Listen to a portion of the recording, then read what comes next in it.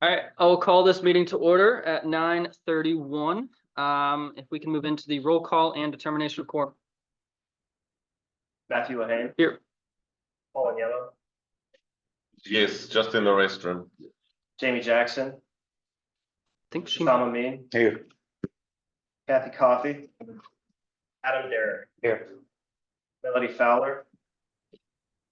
Amy Garbarini is online. Christine Hessner. Leon Hughes. Cassie Lord. Here. Daniel Koenig. Nick Miner. Here. Stephen Miner. Nick Ruiz. Here. Rodney White. Oh, Bob Schneider Here. is online. Rodney White. Here. Capella Bari. Lee Anderson. Here. Mohammed Benamar. Chelsea Betas. Kimberly Cook. Mike Craig. Ryan Council. Shannon Fennell. Susan Gardner. Here. Todd Horsley. Jacob Paswick. Craig Pennington. Greg Reed. Joe Stainsby. We have a quorum. All right, awesome. Thank you. We'll move on to item number 3, approval of the March 4th, 2024 TAC agenda. Chairperson, we just have a request that under 7, we have a B Okay. item, which is a late tip request. Really from DRPT, but it came to us via VDOT, sort of a bit convoluted, and it came very late. We're not going to approve it, but we just do want to talk about it. Okay. So do I have a motion for the agenda with item 7B on a tip request? Motion to approve. All right, do I have a second? All right, any discussion? All right, all those in favor say aye. Aye. Any opposed? Motion carries. We'll move on to the review of the February 26th, 2024 Policy Committee meeting. Thank you, Chairperson. As usual, I'll make this very quick. I'll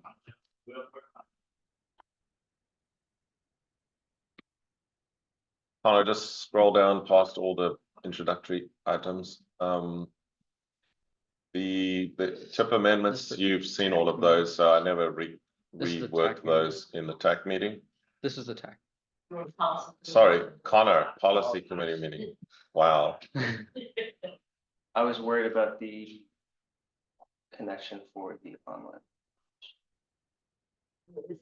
There you go. Just enlarge it, please. I don't rehash all the introductory stuff because you've seen it all. The GWRC FAMPO MOU, we didn't receive any requests for amendments to it, but every February we present it to the policy committee and to the GWRC board to see if anybody wants to change any aspects of the MOU. That's the document that governs how FAMPO and GWRC are organized and responsibilities and all that kind of thing. The tip items, you see them here before they go to policy, so we don't rehash those. Down. Small scale technical guide, again, you dealt with it here. We're going to deal with it again today, so that's done. The river crossing study, you got updates here, so I don't think we need to do that again, and we'll give you some detail today about the public meeting. The STGB update, again, you saw that here before it went to the policy meeting, so to rehash that. The public comment period was approved for the GWRC Safe Streets for All plan, so please encourage people to give us any comments. There is a survey that Coley has put out to honor public opinion, so please encourage people to take the survey. What's the date that closes? Coley? Okay, there's no rush there because we will send the consultant whatever we get during public comment for any amendments or corrections. So Mr. Goss, we did send a special email to stakeholders and TAC members asking for your comments on the safety action plan by March 8th. That would be so that the consultant So the closest to the 8th as you can get those to us changes the actual plan itself. That's particularly for stakeholders and TAC members. The RTA subcommittee, we just announced that it was happening. The VCR Trail Tunnel, that was just the email that we got from Federal Highways, just to say that they don't have any legal planning objection to us building like a pedestrian tunnel under I-95. The safety performance target letter you saw, we had it on your agenda, and the self-certification document you had on your agenda. So I don't, Mr. Chair, think there was anything new really there that you weren't already aware of. All right, perfect. Thank you for the update. Move on to item number 5, public comment. Comments and questions from members of the public are welcome at this time, and staff will read comments submitted to the by the public prior to the meeting if there are any. If there's nothing on either end, we will move on and close the public comment period. Moving on to item number 6, the consent agenda, approval of the February 5th, 2024 TAC meeting minutes and resolution 2424 on TIP adjustments. Do I have any discussion or a motion? All right, do you have a second? All right, we have a second. Any discussion? All right, all those in favor say aye. Aye. Any opposed? All right, motion carries. Move on to item number 7, TIP amendments and modifications, endorsing resolution 2425. And then, Ian, do you want to talk a little bit about B again, or? So A, do you want to just approve the resolution? yeah. We endorse the resolution and then we'll do B. Okay, so do I have a motion for endorsing resolution 2425?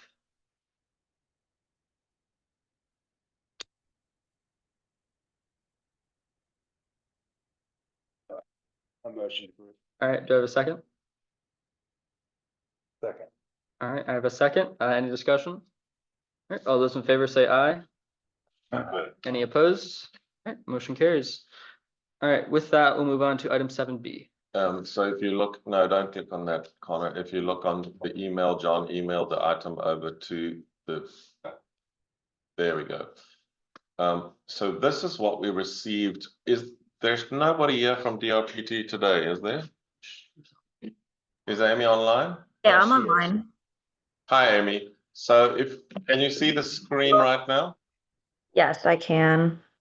Okay, great. John, do you want to just talk about this item? So just to let the TAC know, we received from VDOT, and it was actually being curated and administered by DRPT. As you can see, it's just saying system miscellaneous description from 0 to 0. There's no context or information, but just because we've noted that it's about a little over $250 million with no additional information, we reached out to DRPT for any additional clarification.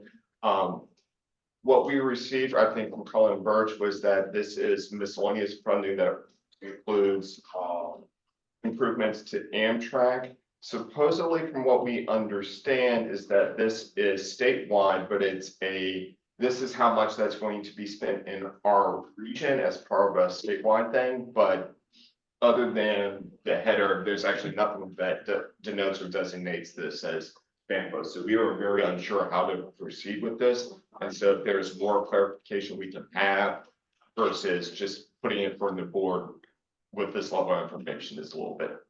Yeah. Oh, sorry. If Vito wants to go first. Sorry? Amy, you can talk on it. Oh, okay. So the first thing I'll say is that, because initially we were thinking that VPRA projects would be going into our STIP, but this project specifically is not going to be in our STIP, so the admin by should be VDOT.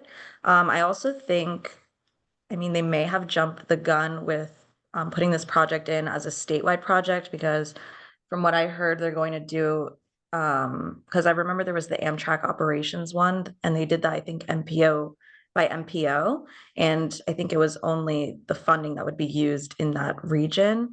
So I honestly can't speak to it as much because I'm not part of VPRA, but I will say that it's not a DRPT project, so that for sure is incorrect.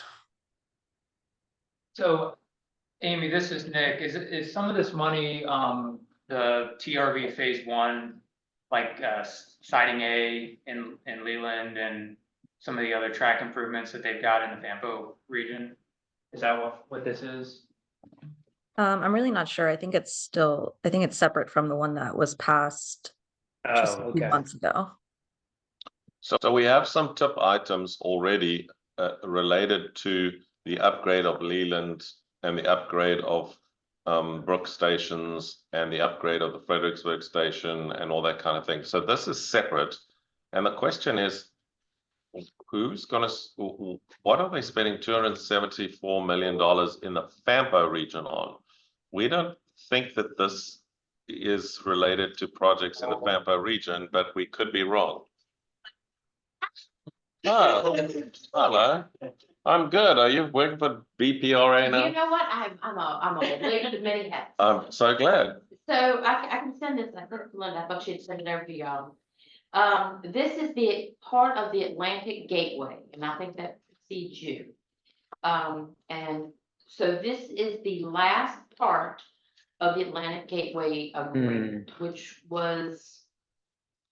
It was Fast Lane, 2016. Like that. So in July of 2016, the U.S. Department of Transportation awarded the Commonwealth a federal fast lane grant for $165 million to support Virginia's Atlantic Gateway project, a $1.4 billion package of railway and highway expansion projects that address freight and passenger rail needs along the I-95 corridor between Washington, D.C. and Fredericksburg, Virginia. The Commonwealth, including the Virginia Department of the DRPT, VDOT, combined the federal funding with $565 million in private investments, that would be FredEx, and $710 million in state and other transportation funds to advance the project. Furthermore, DRPT focused on advancing partnerships with freight railways to expand passenger rail services on major freight rail corridors in Virginia. These partnerships balance freight and economic development needs with improved mobility, transportation, and environmental benefits offered by a passenger rail.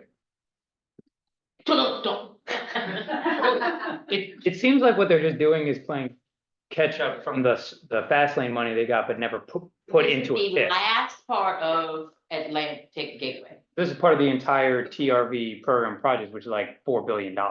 I mean, it could just have, somebody could have just taken their crayon and wrote on the Atlantic Gateway so that we all knew, right? Because it Yeah. says miscellaneous. So Do you I'm need, gonna forward, John, I will forward you the email that I thought Linda had sent it to you guys. But if you kind of scroll down the entire email chain, you will find the description for the Atlantic Gateway and everything on there. I think she did send that to you on the, looks like on the 21st she sent it to you, but I'll send it to you again. So you guys have. So how urgent is this item? Does anybody know? It is. It's not on our agenda, but we got it sort of last minute, so we're just trying to understand if we need to hurry up and do this urgently or if we can do it next month. I'm going back to my email, so. It came from central office, so. does the TAC need to do anything today? Yeah. That's what we're Yep. trying to establish, because we just got it at the last minute without a lot of detail, and we were just like, So, procedural question, like if an agency is spending federal money that's not in a TIP, is that no? You can't do it. So maybe this is like, hey, we need to start paying the invoices and we need to start drawing from this fund. So I would think that they Not probably, do it. yeah. If it's not in your tip, the tip. if you Can't. cannot get So some for us, authorization, You cannot. This will have to go out for public comment as it's presented, which is going to be an issue with this. And then we would have to adopt the following month, like we traditionally, unless we specify it's for the Gateway project. In this box, that we could, it's going to cause folks So why don't- uncertainty. it's a new TIP project, so it has to get public comment. And it's not got a lot of detail, which means when we put it out for public comment, we have to be able to answer those Well- questions, because otherwise it's gonna be like. You'll put it out for public comment at the policy committee meeting, correct? Because the admin is incorrect. So usually we bring them all to the TAC, Yeah. we ask for approval to take it to the policy committee, and then we ask the policy committee to put it for public comment. So does anyone have any issue at the TAC with bringing this to policy committee? If none, I suggest just bring it to policy committee. That'll give you all a couple weeks to get some more information if needed, adjust anything, and we'll go from there. And can you send us that stuff that you were just talking about? Because I think then, John, when we put this out for public comment, I think we should attach that explanatory stuff. Okay, And then the block needs to be revised Yeah. to say VDOT admin, and when the block is Yeah. revised, can you put some of those words in the block? So that the block itself speaks for itself without an email. I can check with central office, and I do believe so what happens is they send it over to DRPT, and then DRPT has to put it in theirs too. So I'll call central office and see if I can find out. Amy just said it needs to change to VDOT admin, and then we need to add the words of what this is, because the resolution is a standalone. Yeah. When it's passed for history, I don't want an email. This, This is so important. this, Yeah, I have to check, because I don't, words can easily be added. We- So what I'm saying is that we now have a situation where we're not saying it's DRPT, DRPT saying it's VDOT. So, and it's something central office will need to clear up. Because they will be the ones talking to DRPT. Yeah, my Okay, so- understanding is that this project was coordinated with VDOT, and we have kind of, our financial team has talked to VPRA's team, and they pushed them through to VDOT. So this is going into VDOT STIP. That's the information I have. Okay. all right, so we will ask in the next week, please, if we can get clarity, so that when we take it to the policy committee, if there are any corrections, they're done, so that we can then Alright. approve them. we will move on to item number 8, action and discussion items. We do have quite a few, so we'll try to make these as quick as possible. We'll start with item A, Safe Streets for All Supplemental Safety Action Plan Ideas. Becky? Yes, Mr. Chair, this is an idea that Paul and Yellow furnished. We do have the notice of funding opportunity open for supplemental safety action grants. And Paul's idea was to potentially apply for a supplemental safety action plan grant that would look at other corridors than that, those priority corridors in your current plan. What Coley and I can send you today, this goes back to the GWRC Transportation Safety Plan that initiated the crash analysis. VDOT has that plan in an ARC online format. You can see your crashes and the priority corridors from that initial GWRC safety plan, as well as the census tracts of disadvantaged communities.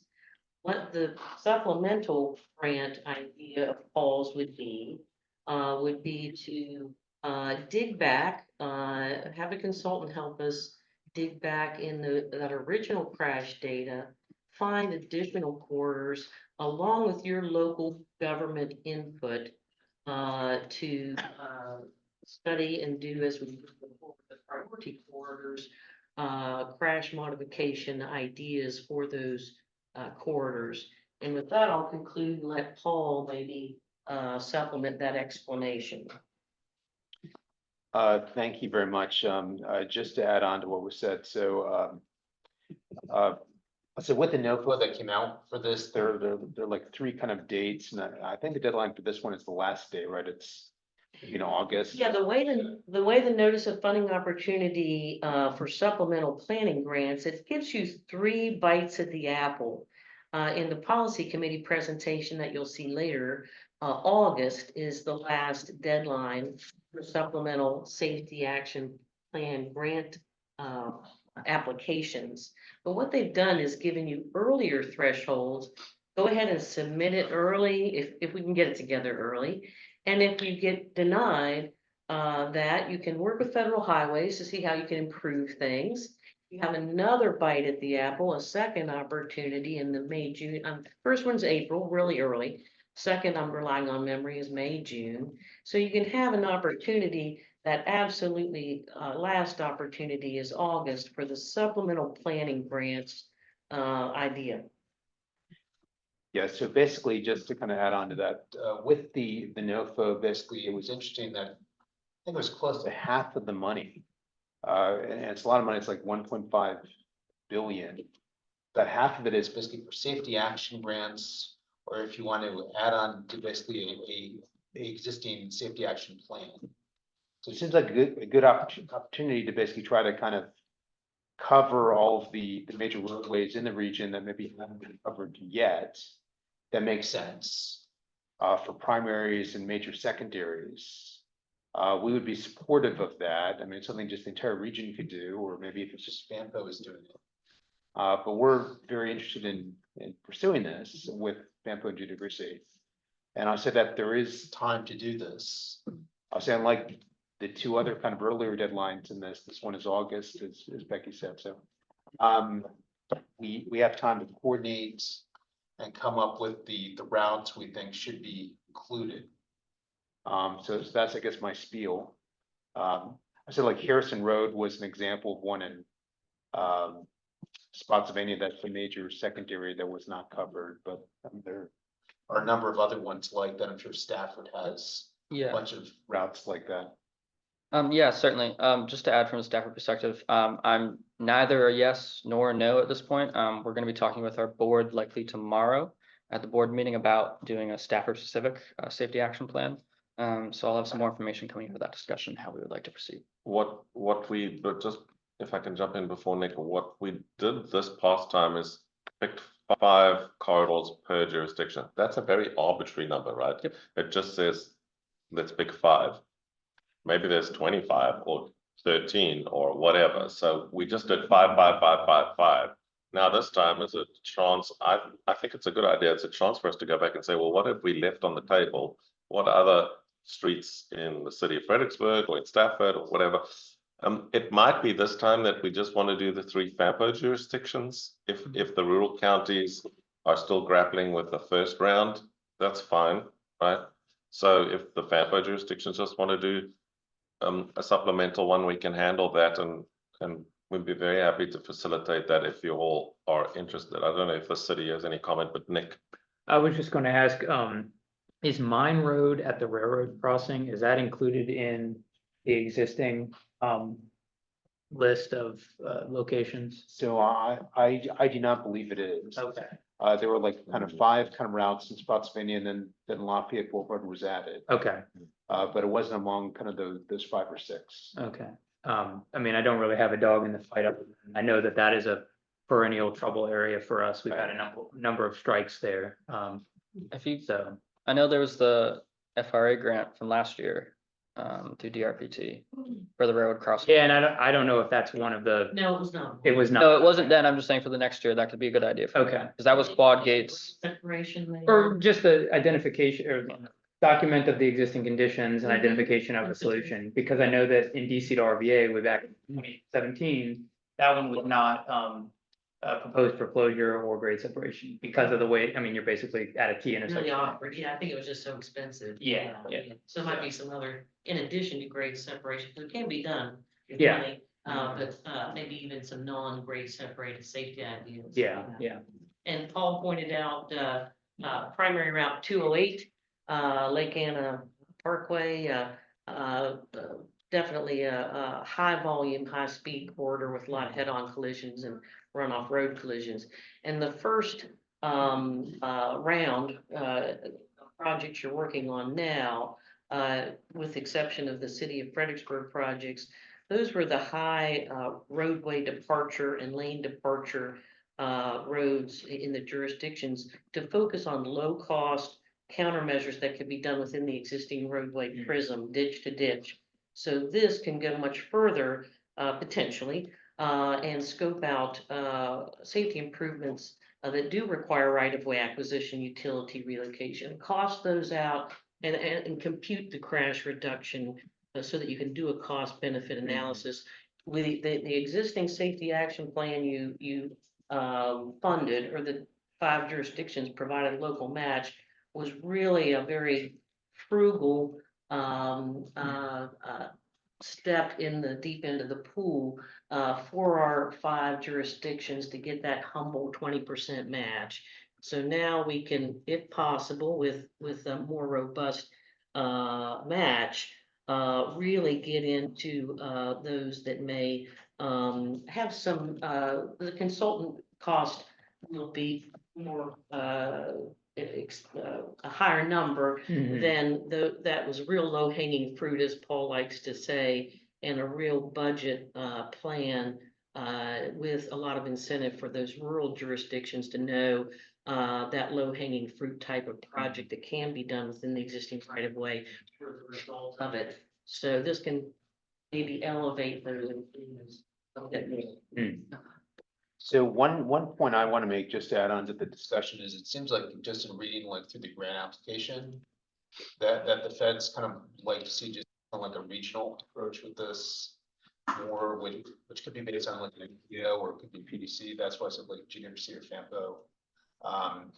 What I would say, like if Stafford wanted to do a bunch of additional roads, like just say, let's say you want to do every road in the county. That's what I'm looking at. Okay. Yeah. That could still be done. Yep. Through a FAMPO or a GWC kind of application. And basically, you would probably be better positioned for funding in this grant application, like having a regional plan and having like a jurisdiction plan. Yeah, we're That's why also, we're kind of interested in this. yeah, we're also discussing a pedestrian safety action plan, that'd be incorporated into our bicycle pedestrian plan. So that one would certainly be more Stafford side, but for more roadway-based plan, yes. What I can do, we can kind of pause this discussion here because we do need to move on, but I can follow up with the TAC, what our board would like to do. Once we discuss tomorrow, and I'll mention this, that FAMPO brought this up, and if I do have direction to move forward with FAMPO, I'll let you all know. And if the TAC is okay with it, maybe Ian at the next policy committee, you guys can just bring that forward to the policy committee. Okay. Moving on to item 8. Can I just ask? I just need to ask the city as well, right? So if the city wants to participate, you just need to let us know in the next while. Yes, So I just want. we have a couple of projects maybe. With regard to next steps. I mean, I think we still have time, but like maybe like in April, we would have to decide what we want to do. Yeah, so if we could get a firm decision by the next TAC meeting, and then Becky and I can start drafting documents. We need to ask, VHB for, the number, for the scope. So what Right. we really need at some point, is, a bit of scope of. Know what the scope is. Yeah. Yeah. We're looking for something significant. I know Prince William County was upwards of $1 million.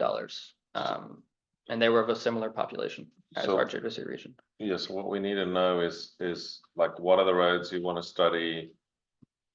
What sort of scope items you want in there, so we can draft documents and then get a cost. Because if you just remember, every time you push up the scope, you push up the cost, and when you push up the cost, you push up the local match. 100%. So you guys need to have the local match that you're asking for the work to be done on. Yep. What Certainly. we can do to help in that effort, Coley will send the link to the VDOT ArcGIS map, crash, map, tool of the GWRC safety, transportation plan. We will also send a link to the plan itself, because that has the ranking of your projects 1 through 25, as well as that map. So that will really help you all visualize this scope, I believe, in both, the city locations and the county locations as well. Awesome, thank you. All right, with that, we'll move on to item 8B. I guess this is my item, and it kind of jumps into smart scale and the next 3-4 items on the agenda. But this came up in some discussions with VDOT in the past few months about the significant amount of work that smart scale is for everyone involved. So just wanted to kind of bring up the thought of maybe for the next round of smart scale, trying to use some STBG money, setting aside some STBG money if we can find it, to pull that into STARS, pipeline studies, and application support for cost estimates and sketches. So just wanted to bring that to the TAC to see if anybody had any thoughts on that. Seems like with smart scale, we're getting into a 2-year process where you do a study and then you cost estimate sketches and then you apply. So want to look at trying to set up an actual process for that using FAMPO money if possible. Mr. Chair, so, with regards to the pipeline kind of studies and just the STAR studies, maybe this is a question more for VDOT. Is the state no longer going to pay for those kind of for Smart Scale Round 7, where they're looking for MPOs to pay for them? No. We have the updates on it, like, we have the letter that sent out, or the email that sent out a while. You know, focusing some departments that projects are. With respect to that, I don't think there is an intent to do away with any studies. Yeah, no, I mean, from what I know from central office, they're not getting rid of those studies. Kind of stuff outside the studies, they feel like the districts are spending too much time on the stuff outside the studies. And spending too many resources. I mean, we kind of figured out numbers, basic numbers, so it's probably not the true number. By August, we're gonna reach over $1 million Of what? for us, for spending, for us helping out the districts, so the localities and everything for this round of Smart Scale. For the whole of the, For the like 38, 39 applications that we're helping out. but that's not just FAMPO, That's every, It's the Fredericksburg that's the district. entire district. the whole district, including the northern neck and all that. I mean, we've heard for years, it is a significant amount of work on VDOT staff that takes them away from actually working on, I mean, Stafford County, Spotsylvania, the city, we have, what, 20, 30 plus projects that VDOT's working on?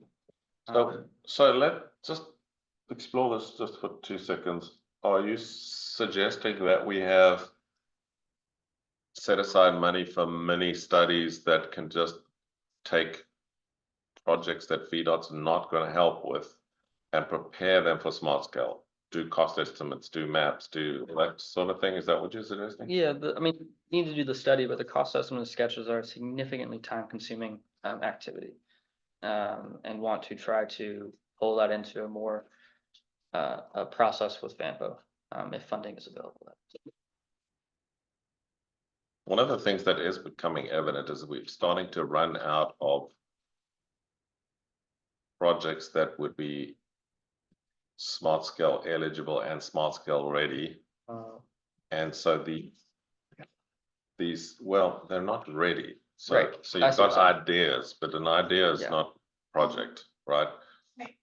And so I think that there is some pressure to develop good quality projects for the next round, not this current round, because we have what we have, right? Good or bad, whether we like it or not. But for the next round in 2 years' time, there may be a need to appoint a consultant to prepare the pack of small scale documents, which might be a better quality map. It might be a better, a more current cost estimate. It might be God knows what. Yeah, I just, it'd be good to start a FAMPO process for this. One other thing I'll mention, and some of the tail might not want to hear it, but CMAQ and S2G does not get us very far in terms of funding for projects. 6 million. It's not a lot of money when we're putting only 50% of roadway funding, which is a little over $1.5 million. So that's $800,000 per project for 1 year. For on a $30 million project, that's a tiny amount. And I do feel like there's a possibility that it could go a lot more of a long way if we're putting it towards some of that money towards a study and then into a grant application. We have a more defined cost estimate and we have a more defined process for how we want to do the project with public involvement, with the type of needs in the area, whatever it may be. Because there's also a lot of other grant opportunities out there, not just smart scale. If you want to go this route, what we would have to do is change our methodology, which, Yes. God, we seem to do every year. Because the approved methodology requires us to split the funding now into these different buckets, right? So much for roadways, so much for studies, so much for all that kind of thing. And effectively, if you want to set aside funding to do smart scale prep type studies, you would need to allocate a portion of the money to do that. Yep. Yeah, I mean, even like do a tiny bit of engineering on a project. And that's what I was gonna say, is that I do think there is a difference in the planning study. And, if there is a priority in the region, is defined as very important. Taking a deeper dive into that with, detail. We do see a lot of differences often in those planning studies and then the project. It's a little more form to it and more details now. So more, yeah. So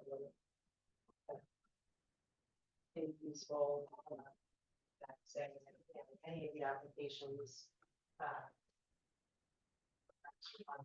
think, Paul's done the raise grant previously. So, different opportunities that information can be used for. I mean, Raise Grant is a great example. They look for projects that are construction ready, right? So we obviously won't be able to do that right away, but having just a project that's a little bit further along than just a planning study is always a plus as well. So a couple comments. So with CMAC, I don't think it can be used. for Yeah, stuff. this would be FDBG. So with the STBG, a couple things. One is there's not very much funding available. In terms of just like changing the methodology, I mean, we're not against having that discussion.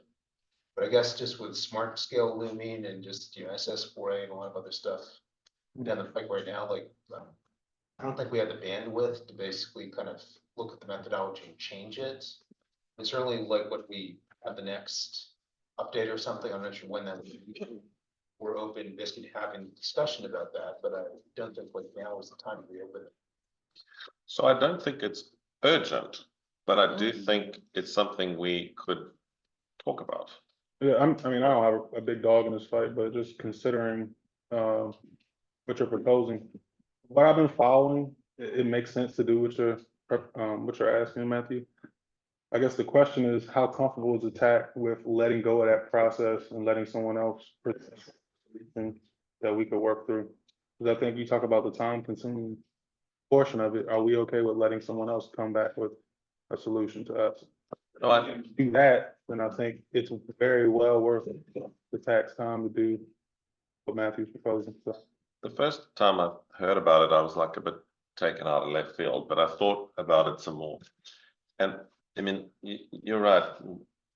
We would have to leave CMAC alone, but I'm not opposed to talking about taking the SDGB funds and using it to prepare smart scale ready projects.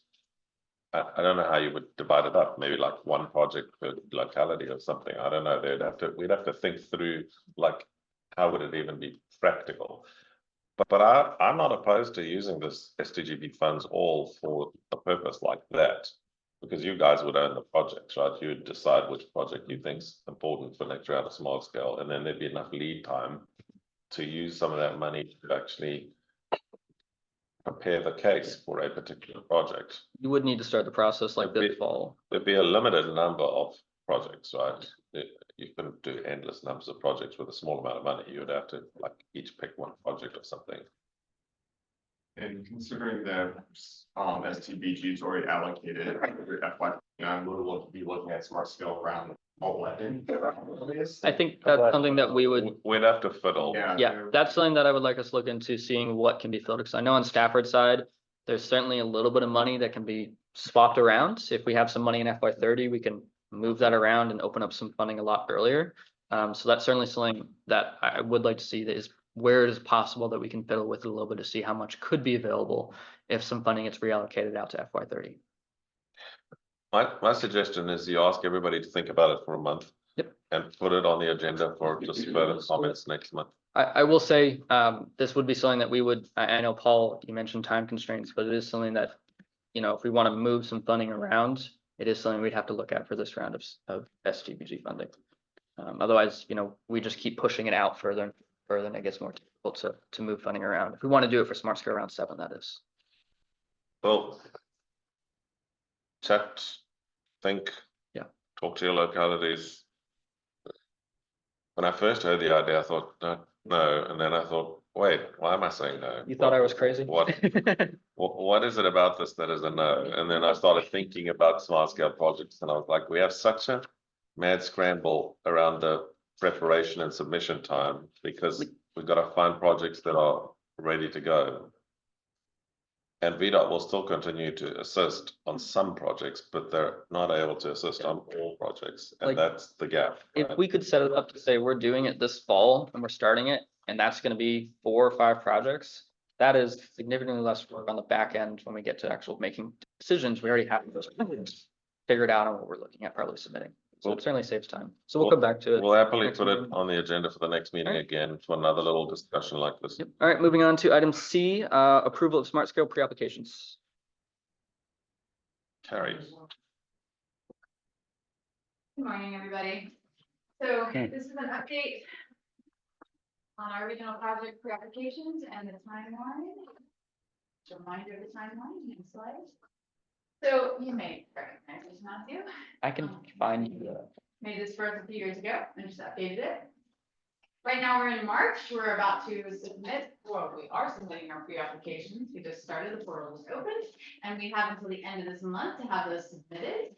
In April and May, they're gonna be screening our pre-applications, hopefully screening them all in.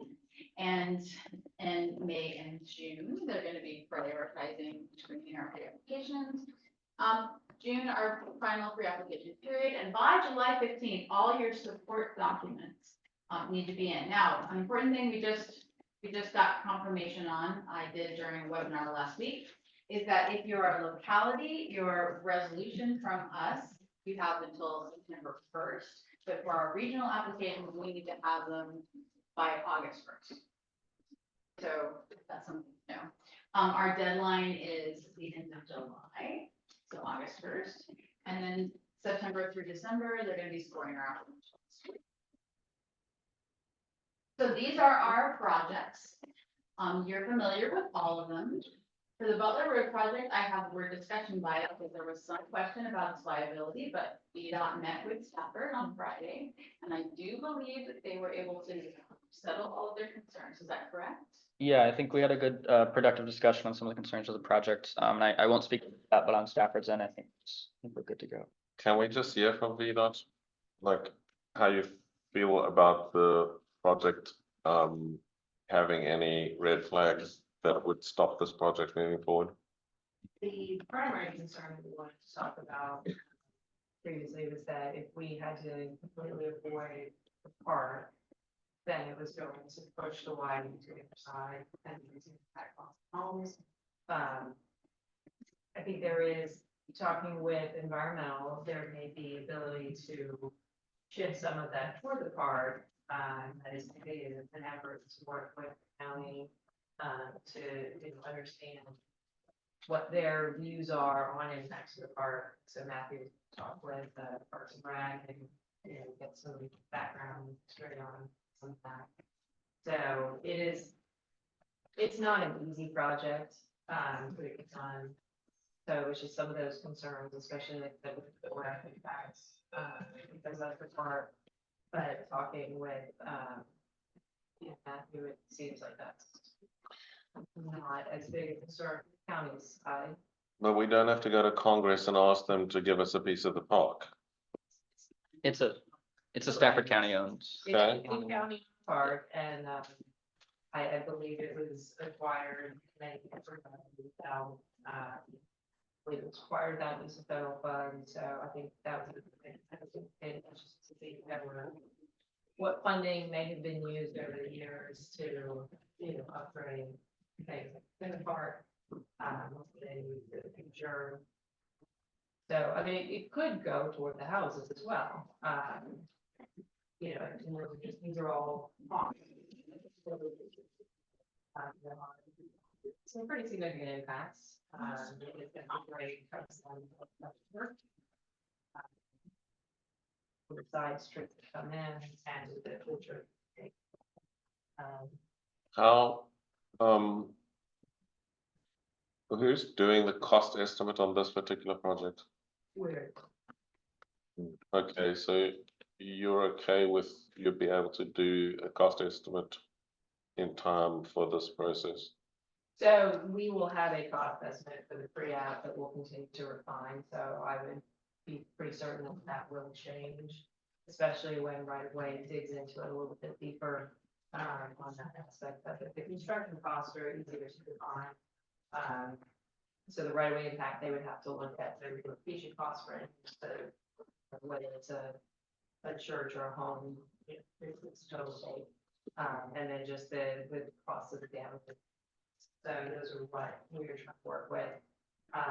Right of way is regional, so we have Nova, Fredericksburg, and Culpeper in our right of way region, so they would be working to estimate projects within that region, so we do get queued. So that would be something I would anticipate a more significant change with the right of way, so that, but yeah, we are working through that process. And there's no planning level concerns with this project. No, I mean, they had RK&K do the study for it and everything, they did a pretty in-depth study on it, so I've worked with that. And it screens in, there's not a concern that it's not gonna meet a need or whatever else. Yeah, because it's on our region. And then it's adding general purpose through lanes between intersections and everything. And basically, it's actually adding general purpose through lanes, adding into actual, like, connecting to other their through lanes. Forgive me asking the rude questions, but I prefer that way than the county starting to step on each other's toes. If I just ask the rude questions, then it's, I don't represent a county, I'm just Yeah. sort of neutral. No, I Carrie asked that question last week, so I got back to her. Well, it sounds like there's no obvious reason to stop it. We don't know the cost estimate. It's probably gonna be a high cost estimate. But they wanted big projects for the regional list, so I guess we shouldn't be picky about the fact that it may. Is the county putting any matching funds? It's up for the discussion with the board later this spring. Gary, any further comments on your? That is it. So this is our list for pre-application projects. We need your approval to be on this list. So we can send it on. I'm gonna ask the question that no one wants to ask, but which projects are we gonna remove to go from 5 to 4? Well, we don't have to do that I know, yet. I know. So if Yeah. I may interject here, my thought on this was that over the pre-application period, we will discover Yep. which ones are less viable. They will move themselves. Okay then. I think also when VDOT, the projects that VDOT's helping on, when they give us more information, we might find one of the projects starts to look a bit weak. And also the two that are being studied by consultants, we may also find that there's some technical things that we're not aware of now, so. And if I understand correctly, we can move projects between the FAMPO list and the GWRC list at this stage. Is that correct? You know? Right now? Are you talking about after? Pre-application period, can we move a project from GWRC to Pamplona Vice? Oh, I don't think so. Yeah, I think whatever is technically put under BAMPO, whatever's put under GWRC has to stay. portal. Yeah, we can try to confirm with that. And I know there was an exception made for staff, or it's not that, it's from before. So staff at that point, things getting moved because of, and that went from the county to the that sort of stuff. The reason I'm asking that is because if we find the two worst projects on the one list, what do we do then, right? You can't do anything about that. And I don't think that they are. Shapes.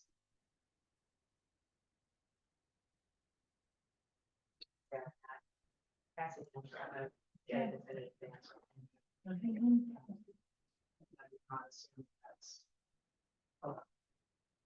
Yeah, because they're getting a little bit more strict on that kind of stuff happening. But I'll double check with them. Cool. Well, I was wondering if we could just go through the schedule. And, okay, Go back to the city. no, not back, like at the end, the last Oh, slide. the end one, sure. Oh, yeah, okay, so go past this one then. So I guess my question is, based on this schedule, like when would Banpo and GWC be going from basically 5, pre-applications to the final 4 applications? June the 1st is when the full application Begins. begins. We would need to do that. May. So I was thinking it would make more sense to do June, just because in May, like, Oh, right. We won't get back into, yeah. yeah, June, right. that was it. Any further questions, comments, concerns before we move on to the next smart skill item on our? No, we do need to ask for endorsement of those projects from the TAC.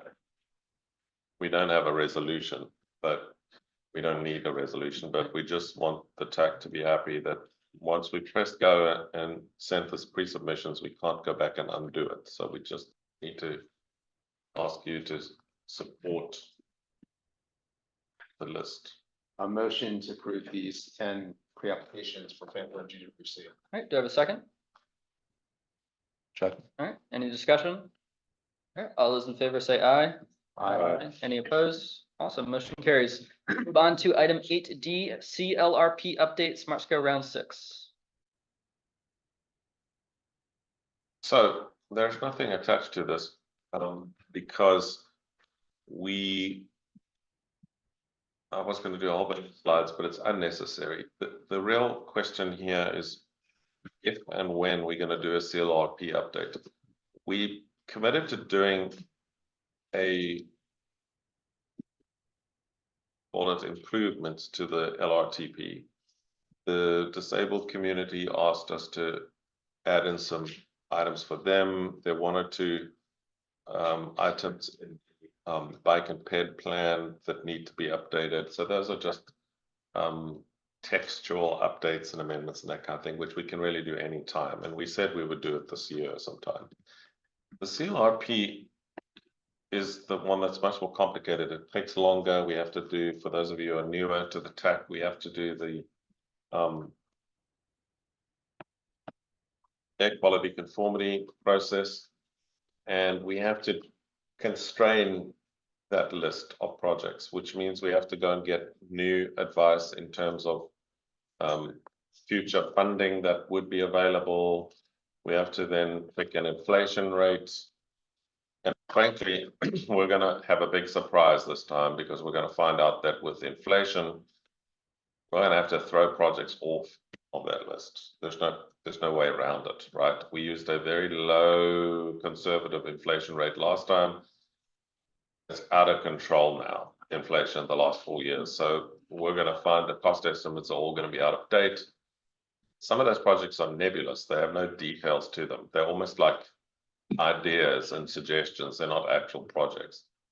So as we do it this time, it's going to be tough, because we're going to have to throw some projects off. There's no way. We will, however, move projects that people are really passionate about, or counties and the city want, or our transit partners want, to the needs list, right? If it doesn't have funding, if it's not properly scoped yet, if it doesn't have anything to it, so the projects that are more sort of ideas than actual projects, we can move it to the needs list and put the real projects on the CLRP list, that where there's either some funding already or whether it's properly scoped and so on. The question is when to do it. And that's all I really wanted to raise. And we've talked about this before, we've delayed it once. And I think we now have an answer from Smart Scale that we do not need to have all the projects already in the CLRP when we apply for Smart Scale. What we do is our resolution of support from FAMPO and GWRC will state that should these projects be successful in getting funding, we would then put them into the CLRP, which means that we don't have to put all of them in the CLRP because some of them will not be successful, in which case they don't have to be in the CLRP. We can, for example, put them in the needs list. So the question is when to do this. Does anybody know of any other project other than the smart scale ones, which we now have official word on, don't have to be in the 4, but will have to be if they're successful? Does anybody know of any other projects which are required to be in the CLRP in the next, say, this year, because there is a contingent fundraising requirement that if you apply for, say, a raise grant, it has to be in the CLRP? So the suggestion that I would have is maybe that FAMPA review this like once a year. I said that every year with like the 6-year plan, typically there are some projects being added that this year have to go to. So I say that this year, the projects that would be added would be primarily probably revenue sharing and TAC. So probably you'd want to look at that when the draft 6-year plan comes out, like I guess by May or June, certainly. Even you would have an idea for what those are. So at minimum, you could add those.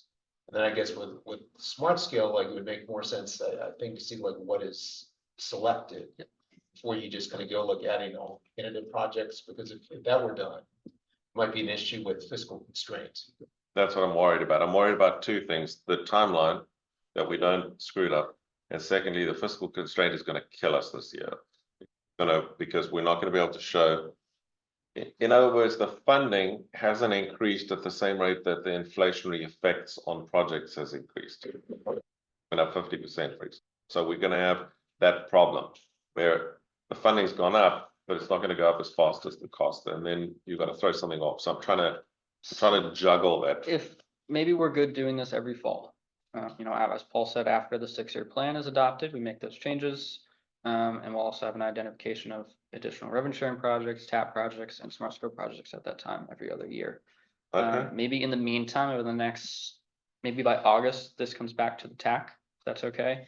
And in the meantime, maybe with a reminder in June, if all localities and transit agencies can look at the LRTP and the CLRP and just confirm that all those projects are still the priorities. If there's anything added or removed that we have not discussed in relation to smart scale. I mean, if you all disagree, please say so, but what we could then do is work on the textual updates during, say, the summer, and then in the fall, work on the CLRP process. And I did tell you, I think last time, that the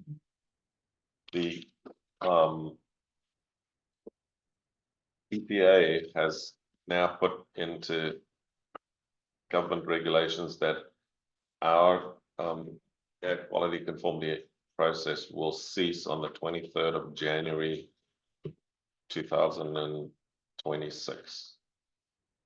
So in other words, we've got the rest of this year and next year to do air quality conformity, and then we don't ever have to do it again, right? Which makes our CLRP process a little easier. We still have to do fiscal constraint, but we don't have to do the air quality. And maybe with this update, we do a review of the fiscal constraints as well and make sure that that all still makes sense with current funding. Because I know we have to. Yeah. Okay, so you will. You can't do a new CLRP without fiscal constraint analysis, I don't believe. Okay. Unless somebody tells me differently, because I think you have to do it again, because you've got to get fresh numbers. Yep. Because the numbers that we use for the 2050 LRTP are now 3 years out of date, I think. Yes. So, Mr. Chair, we're committing to doing this in the fall, Yes. but we are gonna revisit it in June or July. Yeah, so my thought was not necessarily revisit it, but just have FAMPO staff, maybe understaffed reports, have a reminder to TAC. Well, we just want you all to look at the projects, just identify projects that have to be added. Okay. We'll add them in the fall, but if you could start just from June, July, start keeping a checklist of, oh, by the way, this project has to be in, that project has to be in. So we can put on the screen a list of projects that have to be in. And you'll give us a tickler for that. Yeah. Okay. Yeah. And then we'll know how many projects we've got to throw off, right? Yep. So June, just to, hey, remember to do this, and then at August TAC meeting, bring it back and we can start that process. Okay. All right, we'll move on to item 8E, regional priority areas for future pipeline studies. Carrie. Yes. This is more of a process presentation. Priority areas for future studies, not just pipeline, but also stars, and other kinds of studies. Next slide. So VDOT has asked for input on our priorities for future pipeline, stars, and other kinds of studies. Pipeline studies, for example, have a massive influence on smart scale outcomes. So our input is extremely important. Having a clear picture of our regional priorities helps us plan with the end in mind, and efficient cohesive regional transportation network that connects our communities to each other and the places we want to go. And that is actually Fredericksburg. Just so you know. Next one. So Stafford has given us a nice list of its priorities. You can look at those in your pack and we can discuss them. Spotsylvania, next slide, has given us a nice comprehensive list. Now, one thing about these two lists is they're really large. And if your list is too large, it's no longer your priority, I would say. So I think we might want to whittle this down. Look, this is yes, look at that. I see that look.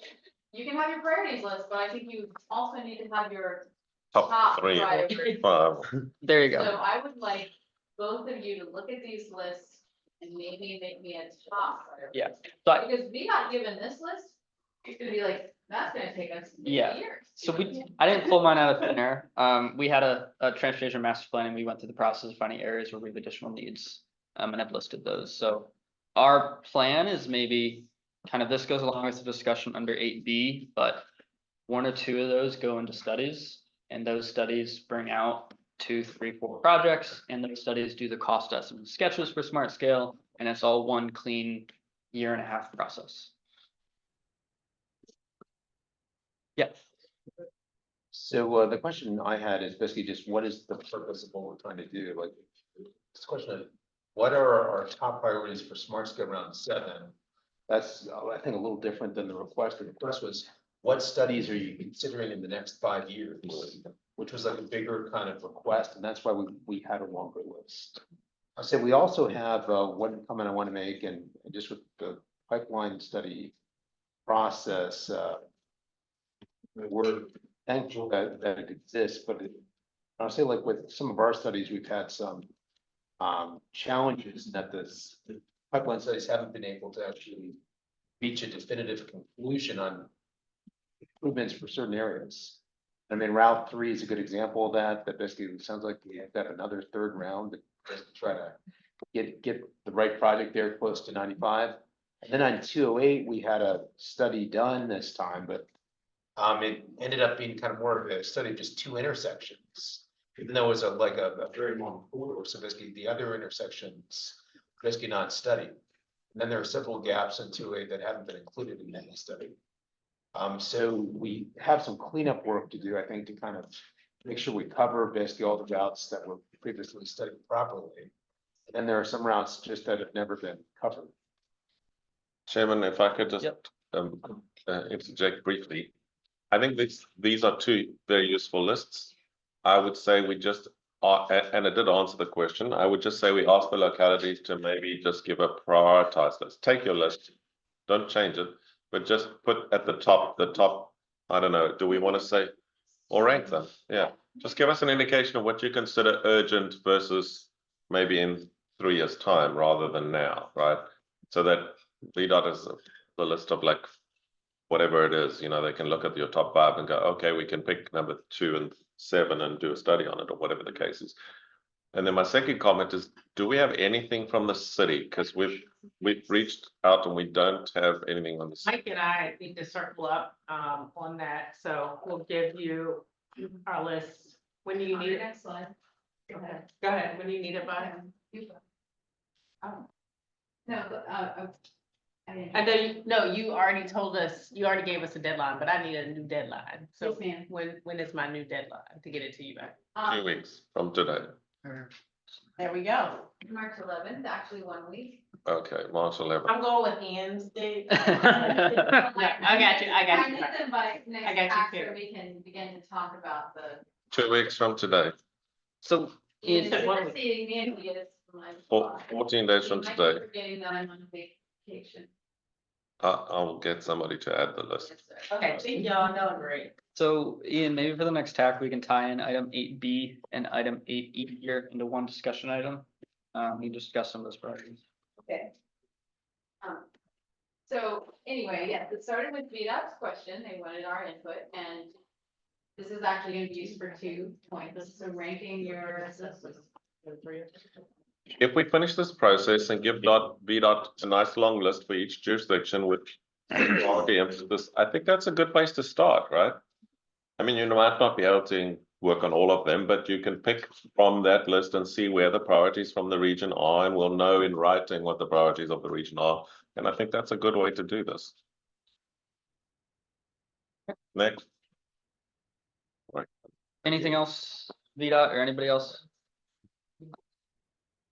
All right, if there's nothing else, we move on to item 8F, Vision 2075 update. So, we have talked about this for so long, it almost feels like forever. But I do want to make some progress. Next slide. You've seen this before. It's a written declaration of our purpose and our desired long-term results, right?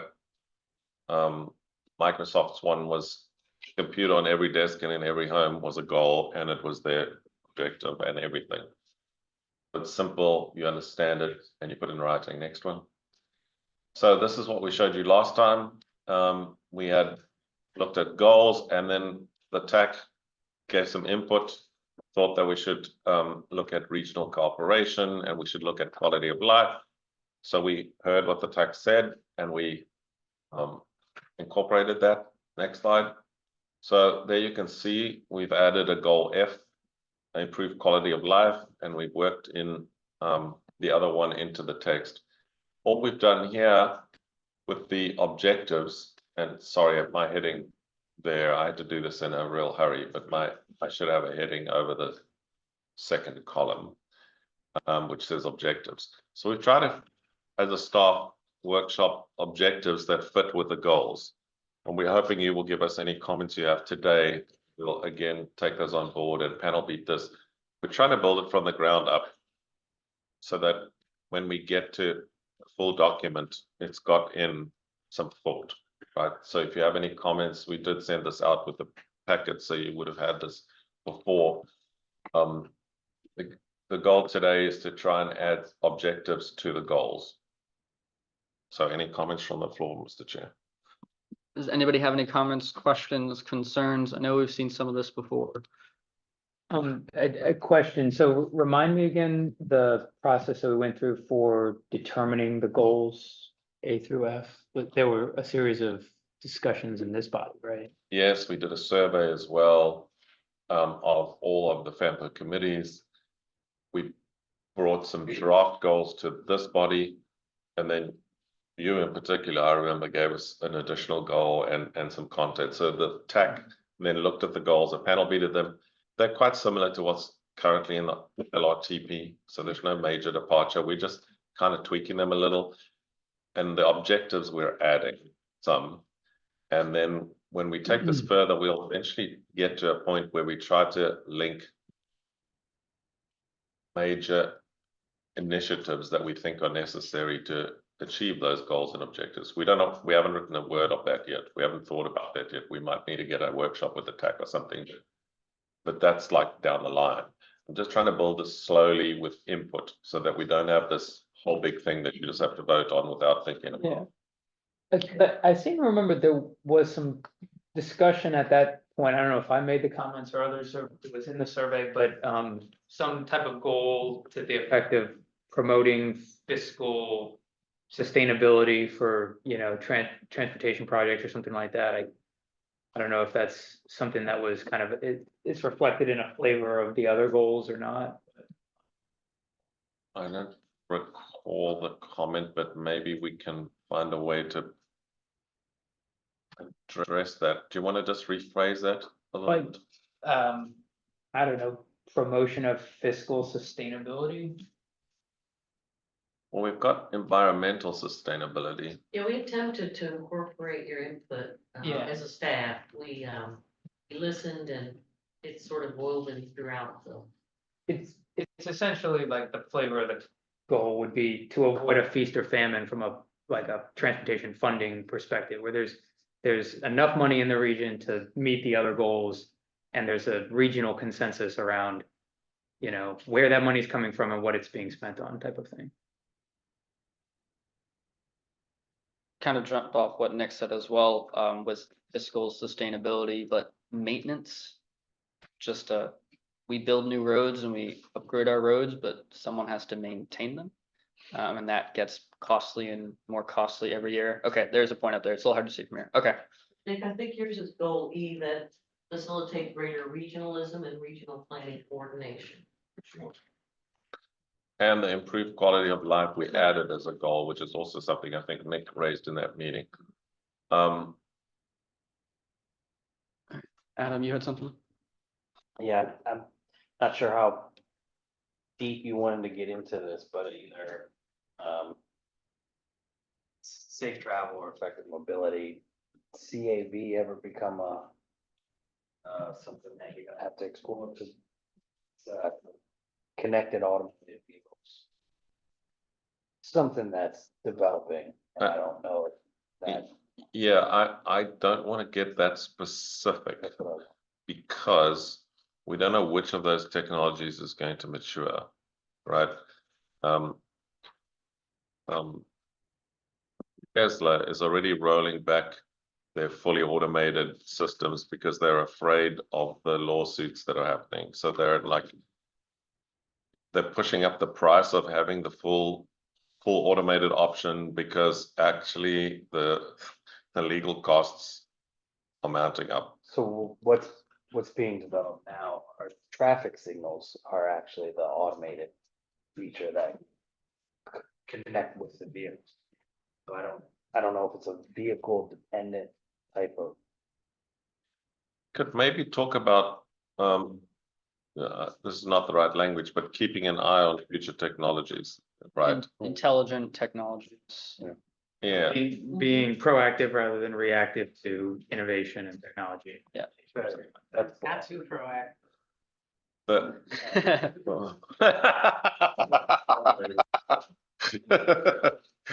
That was actually funny.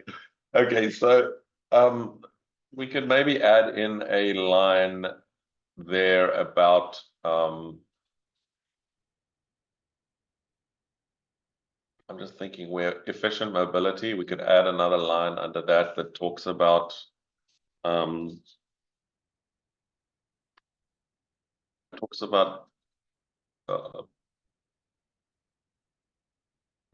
trying to think of the verb. development. It might rather Examining go current trends.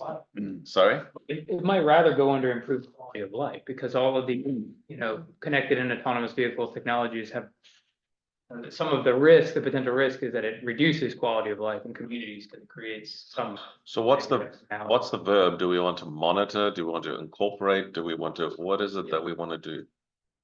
Monitor. Utilize it, maybe, I don't know. Yeah, and I feel like for this body, monitoring is really all that. Can it high come, level of- can it come under congestions, since delays and time can be improved with signalized signals or something like that? So how about monitor new innovative technologies or technology development? Something like that. Yeah, Sounds good. Okay, we'll add that to yeah. The only one I wanted to speak to, goal F, the second one.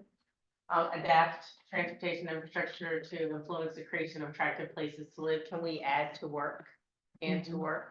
Sure. Just because we actually do want people to work here, even though. Sure. All right. Anyone else have any further comments before we move on? Nope. All right, awesome. You happy with the general direction this is going in? We will move on to item number 9, course. That's your air conformity notice, Ian. Oh, that's the one I was talking about earlier. If you look at the bottom there, the EPA has proposed the approval of the maintenance plan. And there's the date. Have no idea why they added 23 extra days. It's the weirdest thing, but they decided to add 23 days, so we can delay our CLRP that year by 23 days as well. So it's just a waste of time, Sounds but good. for some reason they wanted 23 more days. Anything further under correspondence? So just one quick comment with that revised date, basically, will the next kind of FAMPO tip and CLRP be after that date, so you won't modify that? Well, we'll have to do one now. The CLRP we'll have to do now this year, like we've just been talking. But maybe the following one we can just delay it to throw the stone over the date so we don't have to do it again. So let's do one towards the end of this year, and then maybe because smart scale won't happen again. Right. So we can maybe then only do it one more time, and then the following time we've escaped. Awesome, good. sounds good. We'll move on to item number 10, staff reports. So the 5303 allocations, I wanted to raise this because we're being squeezed a little bit. For those of you who don't know, 5303 and PL funds are the funds that we get to run the operation, to run FAMPO. So it's basically largely internal money. It pays for the rent, our portion of the rent of the building. It pays for our portion of the printing and stationery and maps. It pays for FAMPO staff. It pays for travel if we have to go somewhere and all that kind of stuff. It's the money that runs FAMPO. Now the PL funding is going up, and the 5303 funding is going up sort of, but we are not benefiting as much. What happened, if I remind you from some months back, is that after the census, both VDOT and DRPT are required to reevaluate their methodology for allocating PL funds at 5303 funds. So they did. In our case, our population grew, and therefore we should benefit by getting increased funding. But it became clear that there was a problem with the update, and that is that Petersburg MPO, called the Tri-Cities MPO, never got base funding in the past. I don't know why. It's too long before my time for me to know why. So they decided to correct that this year, and so they've, instead of the Tri-Cities MPO having to get a portion of the Richmond MPO's base funding, they've got their own independent base, but that takes extra money out of the pot, right? Allied to that, the decision was taken to blend in the increased impact of the population growth over 3 years. Reason for that? There's some significant impacts to the population calculated funding. Hampton Roads is the worst case. They're losing a lot of money because the Census Bureau actually removed a county from their urbanized area. So that impacted them. And the TPB is also impacted because of, I don't know how to pronounce it properly, but Fauquier County, I think. Yep. So they're also removed now from the TPB. So it's impacted some of their funding, and they were losing money and very grumpy. And so smaller jurisdictions in the county, smaller MPOs also had a problem. So they decided to smooth in the census changes over 3 years to give them time to restructure their operation. So we kind of got hit twice. We got hit first time because they're smoothing it in over 3 years.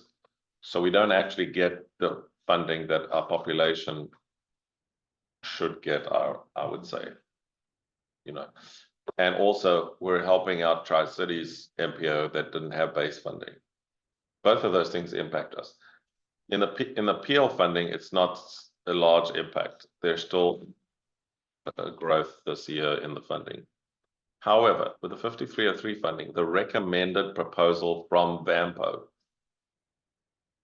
actually drops our funding in the first year. So in FY 25, we're actually going to get less money than we did in FY 24 as a result of that. Just go back one slide. So that is a basic explanation of that. Yeah, that's fine. Next slide. So there you can see the 5303 funding issue, right? If you look at the block that's shaded orange, and there you see the letters in red, the numbers in red. Our funding is actually going down. Now, bearing in mind that inflation has gone up. So rent goes up, printing goes up, everything goes up. But our 5303 funding is coming down. That does represent a problem for our budget, okay? Even though the population increased, even though Congress approved increased budgets, our funding in 5303 is going to go down. Our PL funding will go up, but not as much as we anticipated, right? It's not a large increase. It eventually all goes up in FY 26. We get half of the census population growth impact, and we get the full impact in FY 27 because they've from FY 27 because they've spread it in. So Ian, is there an issue next year with funding, or is it more so you just letting us know that? So we're working on the budget. Okay. I'm just telling you that our budget is going to be very tight next year. And next slide, we don't have money for any extras. The rural grant is got a similar problem. It hasn't changed since inception. That's decades. The rural grant's been around for decades, and including the local match, it's still only at $72,000, right? So inflation eats into that every year. Staff salaries go up, material costs go up, travel costs go up. Also, VDOT has told us that we now must have a much bigger public engagement process for projects under this grant. So I've got to put extra staff time into just doing public engagement, right? When we do a study there, now we've got to go big with public engagement. But the funding hasn't gone up. Also, DRPT hasn't informed GW Ride Connect that DRPT is not funding park and ride counts in the rural counties. Apparently, this in the past should have been funded by the Rural Work Program, which has funding that is negative relative to inflation, right? So even though these two things in theory are not new asks, it's extra work we have to do, which we've not been doing on a declining funding for the rural grant. The VAPDC was going to ask the governor and the state General Assembly to increase the rural funding, but there was another issue they were more concerned about, so they voted to not raise this with the state. So it's not going to go up next year, and we have to wonder about the impact of this. All this to say is we're going to be able to do less and less work for the rural counties than what we're doing now. So we're now moving to like one project for King George County and one project for Caroline. And if the funding remains at that value, it's going to get even worse than that. We may have to eventually move to a situation where 1 year Caroline gets a project and 1 year King George gets a project. I'm just giving you the warnings ahead of time, because I know this, we have members from also King George and Caroline at this thing. Next slide. VDOT's cutting off our access to MetroQuest. So we will no longer have survey software paid for by the state. It's coming to an end in the fall, and VDOT is not providing MPOs with alternative software for surveys. So FAPO is going to need to find its own software for surveys, and if it costs, we've got to pay for it, and it's coming out of my PL at 5303 funds. The bike paired monitoring program doesn't cost a lot of money, but the bike paired counter broke. It had to go to France for a repair. That cost us money. I had to pay for it out of PL and 5303. We had to acquire a cell phone and cell phone subscription fees because the bike paired counter is so old that it can now no longer download data via the cell phone network. You got to physically go out to the counter to download the data, and you got to have a cell phone to download it onto, right? There's all sorts of other things. I got to buy pliers and wire to put the thing up every time we move. There's all sorts of things. It's not a lot of money, but maybe $5,000 a year it's costing me to run this bike care program. FAMPO used to have, I don't know if it was STGB or CMAC money that they could use for this. I'm funding it out of internal funds. Next slide. Connor. Okay, GWRC has also let me know that we need to increase staff time to do administrative work because our grants require, admin. We get queries from VDOT or DRPT or the federal government, federal highways about our spending on individual invoices, individual grants and all that. And GWRC is saying we at FAMPO staff need to be responsible for all of that. They can't do it anymore. It's going to be extra staff time. You'll never see this. I'll never tell you about it again, right? I'm just once in my 3 years here, 4 years here, telling you the rats are nibbling away at my funding, and the rats are nibbling away at, well, the other way around, the requirements I have to perform are growing. So the funding's being nibbled at, and the requests for, can you please do this? Can you please do that? Is growing. None of it is a big number, but cumulatively, it's thousands and thousands of dollars every year, right? And if nothing changes, we may have to shrink a little bit the amount of work that we're doing because we only have, I can't employ any more staff. I'm at the limit of what I can employ. So I want you to be aware of this. And then the final thing is, if all the jurisdictions do not give us the match that we need from you for FY25, we will not even get these amounts of PL and 5303 funding. So please help us in talking to your administrations. We need to get what we've asked for, because without the match, you don't get the PL funding. Without the match, you don't get the 5303 funding. So I'm having already a squeeze on my budget in FY25 to run the institution. If we don't get the match, it's going to be even more, because we will not be allowed to access the PL or the 5303 in full if we can't provide the full match. We don't do it. It's not like that money gets spent by me on sandwiches. It's a match for the federal money. That's what those local dues are for. Would this crunches affect your goals and visions that you just stated a minute ago? Those goals are for the institution, and those goals are broader than just the FAMPO staff. So those are goals that the region will collectively handle, right? You have to implement it, right? Well, those goals are largely monitoring, planning, influencing, because some of those things, FAMPO only has the transportation part of it, right? So we can't influence, we can't have a direct input in zoning and land use and housing and environmental issues that are on the edge of what we do. We can only influence decisions about where we put project funding, right? So are we going to go with Matthew's idea or somebody else's idea on how to fund a roadway or a bike path or whatever else? And those principles in those goals are built into those decisions. But there's not amount of extra hours work for those goals. It's built into the work that we do.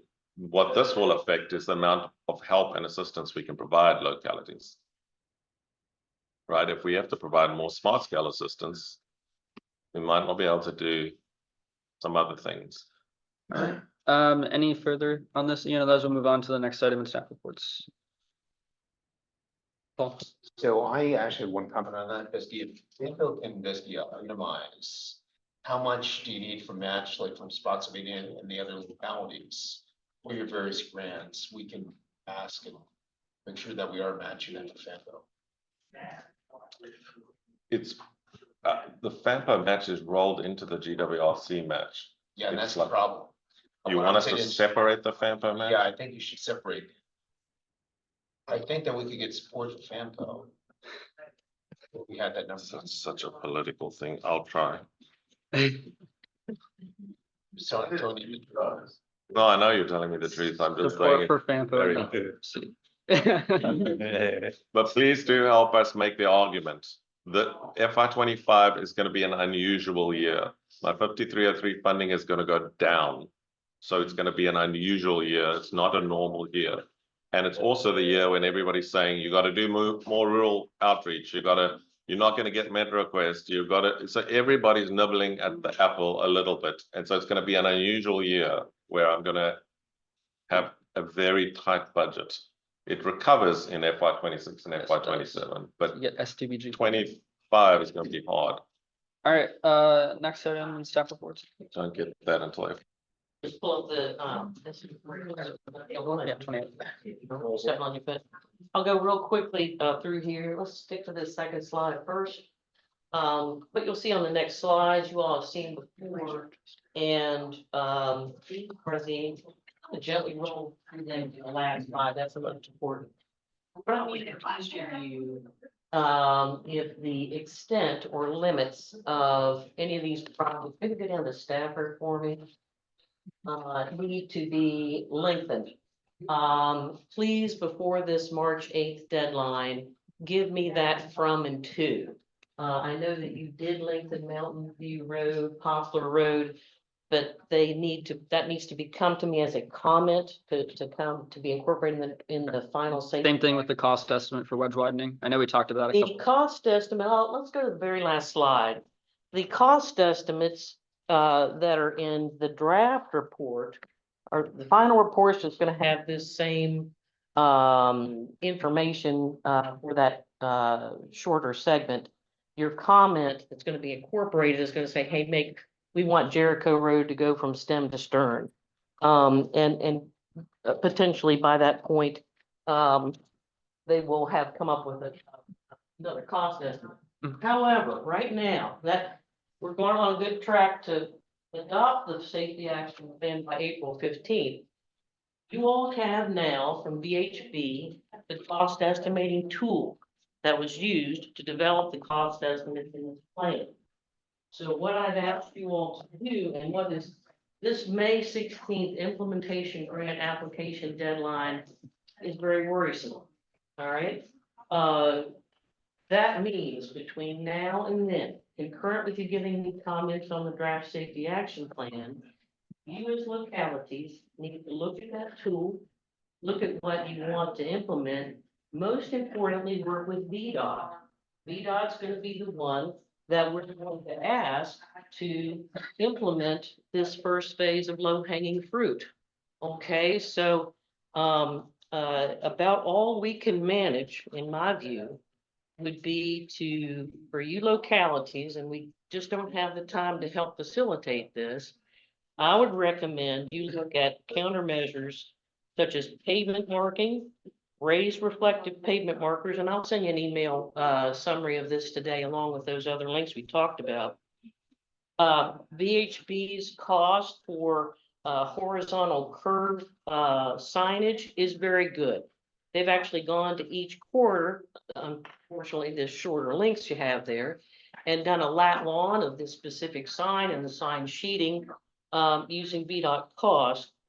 The VHB the cost that you will need to work directly with VDOT on, if you want any shoulder hardenings or the shoulder trench widening that Stafford and Spotsylvania have facilitated in the past. All VHB was able to put in their tool was safety edge, and you really have to work on that yourself. VHB also, when I discussed this with Paul too, on every one of the rural roads, they put center line and edge line rumble strips. VDOT does not allow rumble strips for a safety reason to be on a curvy road. So what you need to do is take control of that recommended list of countermeasures, work directly with VDOT on 2 points. One, this was a desktop review done by using Google Maps. So, for example, when David Beal drove the King George County roads for us, he noticed that VDOT has already installed the curve, horizontal curve warning signs on that road with HSIP funding. They've installed a trail ahead sign for the Dahlgren Trail as it crosses Indian Town Road. May 16th implementation grant application deadline. I can put an application grant together, but you all have to come up with the countermeasures, the costs, your obligation for the 20% match, and validation by VDOT that the cost you put in there can be accomplished by VDOT in their construction schedule in which those items will be installed. Now just pause 1 second. This is all about the implementation grant, right? So the action plan you've got, but you have to pick out of that action plan the ones you want to proceed with in year 1 in the implementation grant. We can't do it for you. You've got to decide. We want 80% of them, and these are the ones we want, and these are what the costs will be. So you've got to go and pick, make the choice. We at FAMPO and the consultant can't make that choice for you because it's got match implications. So you have to decide which ones you're going to do and that you have the match to do them. Then we will produce the application forms for you. I also feel very confident in the city about your pavement marking, your pedestrian crossings. You will have a solid understanding of those costs and so forth. So it's those costs and those projects that you feel absolutely confident about are what I would recommend we try to hustle up for the May 16th. All right, I awesome. mentioned earlier that you have to state the beginning of the project, the end of the project.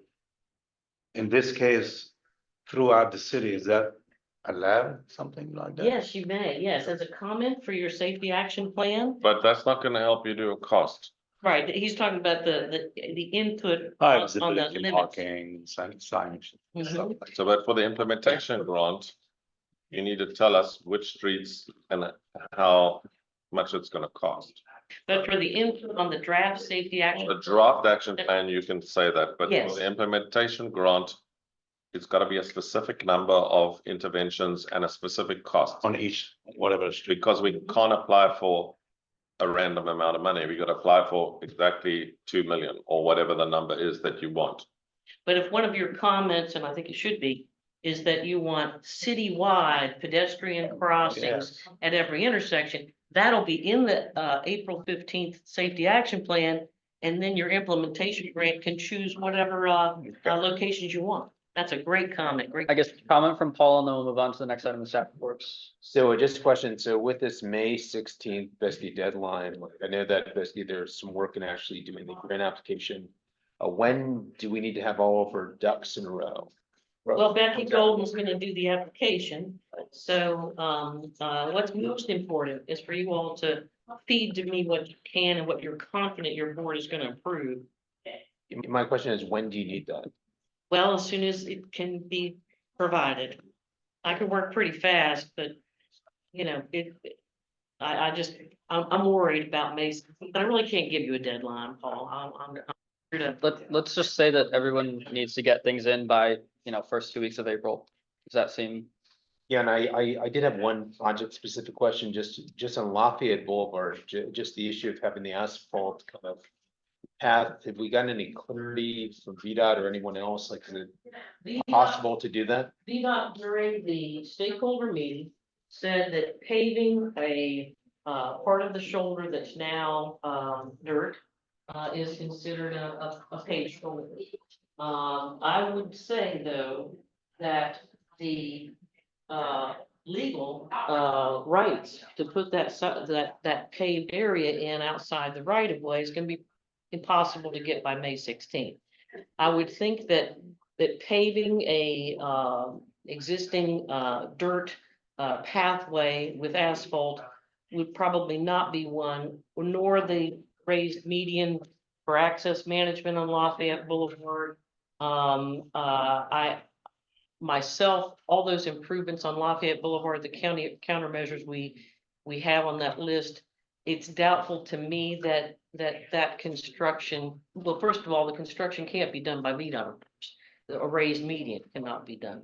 I don't think VDOT can go and perhaps maybe pave an existing trail that goes around the utility pole on Lafayette Boulevard. And that is what you'll need to discuss directly with VDOT on whether that's even possible for them to incorporate. That's a project to me. That takes more of a bid job and not something I don't believe that the VDOT would be able to manage. That's why I need you to talk directly to VDOT about what they can and cannot incorporate in their upcoming normal pavement marking, maintenance type project. It seems to be elevated. Now I'm also concerned about the Hawk signal, at Tidewater Trail. I don't believe that can be a low hanging fruit. I'm not sure, but that's why I need each locality to talk directly with VDOT themselves. Yeah, I'll just say quickly that one can't be ready for this round. All right, awesome. Well, thank you. We'll move on. Next item is staff reports. John, I know we went through most of this last week and most people were at that meeting, so we can just make it quick. Okay, so yes, last week we had our second stakeholder meeting. They went through a lot of the data collection that they received, including some traffic counts, how they were building through some of the environmental analysis, the cultural resource analysis, and basically provided hey, these are all of our constraints, leading into them developing, the first draft, proposals for the corridor. So we're looking to expect at least have that for the March 20th public meeting. They also went through some of the basics of that meeting as well, as far as the drop-in and open house policy that allow the community to engage directly with the consultants. So the details of the public meeting are? At 86 Deacon Road at the VDOT Green Group Building, from 7 p.m. to 9 p.m. No, 5 to 7. Yeah. 5 to 7 p.m. And it's an open house, stop and drop. It's not a sit down and be lectured to kind of meeting. All right, awesome. Thank you. Last item in staff reports. Carrie, Much like my previous item, this is simply a reminder that we are filing comments for a letter to Whitney about the smart scale. Different needs selection. We've extended the comment deadline. I have your March 11th. Yeah. The letter to Whitney will be submitted to all of you at the April meeting and then presented to the campus. Approval and signature. You can send your comments to me. I have, look at their next slide. Your comments so far, I have started comments here to pack as examples. I do not have any comments yet from the city or from Caroline. Awesome. Thank you, Carrie. the question here that I have is, what is the tone of this letter meant to be? And by when do you need it to go in? Remember, this letter didn't originate with FAMPO staff. This came out of the discussion at the TAC. Should it be sent prior to smart scale applications are sent in, or should it be sent after smart scale applications are sent? We serve at the pleasure of, so you need to tell us what you want us to do. Well, let's work on writing the letter and we'll talk more at the April meeting and go from there. And what tone do you want this letter? You know what I mean? Is this like, you're all terrible and you're all gonna go to hell, or is this like? What is the tone? Constructive. Yeah, constructive feedback. Carrie, the tone is constructive feedback. Reconciliatory. Okay, we'll drop something and we'll bring it to you next week. Awesome, thank you. With that, member reports, anybody has anything they would like to discuss, add, comments, concerns, questions? Please take these flyers. Coley is prepared about this Safe Streets public comment period, you can give them to people, put them on your desk, give them to staff, hand them to your friends and neighbors, whatever. I'll just say one thing, we're looking to go to our board, our operations board, the March 15th meeting, 2 Fridays from now, to present the draft 2050 system plan I'm working on for the past year and a half. So, we're hoping for an adoption either in, You know, you wanna bring it here at all, or? it'd be the summer probably. So I'm trying to remember, we don't have a July meeting, right? No, Okay, so it'd be either June or August, so this is the draft system plan for what year? 2050, with a 2030 mid-year as a, So this includes weekend trains and reverse commuting trains? Weekend trains are next. That's- I think, well, they're in the budget for Saturday. for Saturday, right? Yeah. Got But it. yes, it'll include the panoply of, you And know, options. so just a general question, with that, they're in the budget for next year, does that, July of this summer? will- Fiscal year 25 starts July 1st. Okay. But as you know, things are in the budget, but That's what I'm wondering, yeah. Do Yeah. you guys know yet when it would actually begin, or is that still in the process? the host railroad still needs to sign off on something. And is there a proposal in your 2050 plan to put a train station in Caroline County? No, that will not be something we will include in our. All right, awesome, thank you, Nick. Yeah. Yep, Susan. If all the numbers are out, so everyone will look at these, we'll look at those. Pampa's already gotten their figures for CMAC, RTE and Carbon. I just need from you, if there's any projects over 45 million that needs to be added to the list for when the spring meetings come out.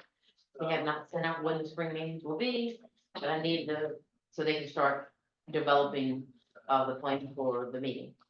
25 million for projects that are in our CMAC and That new SDGB. project, 25 minutes, if it's not already in the plan. If there's any project we want to add that is 25 million or more, that we're gonna add to the plan this year, I need that. Add to which plan? This is a 6-year plan, Okay. okay, which includes your CMAC RCP stuff. Does anyone know of a project over 25 million that we have to add that is not already in the plan? No. Okay. All right, if you, Let me think about that, there might be one. I need. Okay, can you let me know this week? yeah, you gotta let me know by the 8th. I could probably let you know in about 15 minutes. Just. Okay, Okay, well, you can tell me later on today. I wanna see you later on today. So everybody, their numbers are out, they came out Thursday, so. I've had it programmed in 2 weeks, so I know, but what happens is we program really quick. And then what'll happen, they'll pull them, send it to the CTV, and then after CTV sees them, they open the system back up with making changes. Are they what we expected with the 2 or 3% increase? yearly, or- More for the county, the numbers are low, yeah. We'll talk after. Yeah, I'll make sure, they just came out Thursday, yeah. Okay, we can't get approval for CMAC and SDGB numbers in 2 No. weeks. it's temporary, like I said. We start programming and then they pull it real quick and it's just a review, the CTV reviews it, and then the systems open back up and then they give us a hard date. I think I might have sent you those hard dates, but if not, I'll send them again to you and give you the hard dates that I need, okay? I mean, we can't even show it to the TAC or the policy committee or any of our committees in 2 weeks. There's just no way. This isn't the allocation. I mean, I can take a crown and say, hey, I'm gonna give Spotsylvania $1 million, but it's all just, It's not the project allocations, it's just this much money. It does, so we'll have to sort that through. All right, Nick. Yeah, this will be my last TAC meeting. I resigned from King George County. another one. Another one. Yeah, so I know you guys will miss my massive contribution to this committee. But you learn to move on without me. We will definitely miss you. Nick, do you have a job, another position? No, I'm just gonna figure it out next 20 days or so. Camping season is almost here, so We're sorry to see you go. Yeah. Yes, thank you very much. I learned a lot from you guys and I'm sure I'll use it. And when I start my consulting business, answer my phone calls. Nick, that's what I've always said for years. We enjoyed having some sane people Yeah. in our localities. Well, You were one of those. if you could just pass along whenever they know who your placement is on TAC. Yeah, well, I came here today to let you guys know that and to also get caught up because I'll be passing over turnover documents to the new county administrator board and all those guys. So I won't leave them hanging. Won't leave you guys hanging either. So Have they got a new county administrator? so they designated Norm Rivasai from Westmoreland. He's the assistant to the board. Kathy Bender is making sure that the duties of the county administrator are fulfilled. Right now, no. They're in a search for one. I would probably guess 3-4 months from now, they probably have a guy or a lady in there. So we'll see. And the head of legal is also left. Yeah, so Senator Stewart or Richard Stewart is currently the acting county attorney. And then the head of finance also left. I don't know that if that's news to me if they do. So it's the county administrator, county attorney, assistant county attorney, myself and HR director. Okay. Man, that's a lot of people that's gone. Yeah, We commiserate with you. I appreciate it. All right, Breakdown. Chair. unless there's anything else, we will adjourn the meeting. George is hiring just.